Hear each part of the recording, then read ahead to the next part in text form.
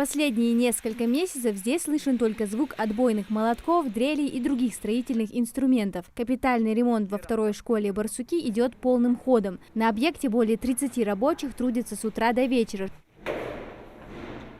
Предварительно полностью заменив электропроводку, завершают и работы по монтажу подвесного потолка. Горизонтальную линию выставляют при помощи гидроуровня или лазерного. Здесь важна математическая точность, отмечают рабочие. Ремонт делают так, чтобы в будущем не пришлось переделывать. Сейчас работы завершены на 70%. Самое основное, это, как я считаю, это закупка технологического оборудования, парты, компьютеры и вот отмостка. Остальное это все мелочи, абсолютно.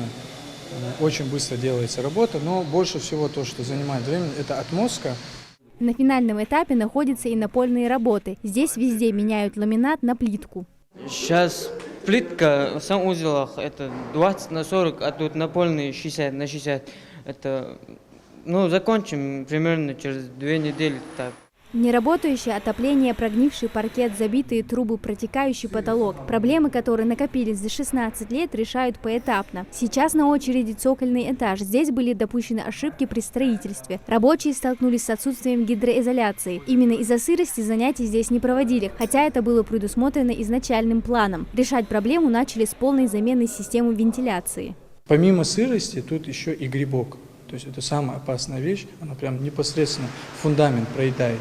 Вот мы его отвезли в Ставрополь на лабораторию часть, и вот сейчас нам должны лекарство, яд привезти, чтобы именно вот этот грибок избавиться и полностью обработать.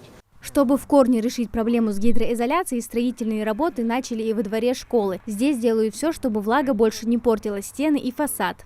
Траншею делаем и глиной засыпать дичь, а здесь будет отмостка. Здесь желобов не было, мы желобы поставили, трубы поставили и таким образом хотим исправить. Капитальный ремонт проводят в рамках реализации федеральной программы модернизации систем школьного образования. К основным работам в 20-й школе приступили в марте. Закончить же планируют к новому учебному году. Амина Зязикова, Сулейман Костоев, Магаз 24.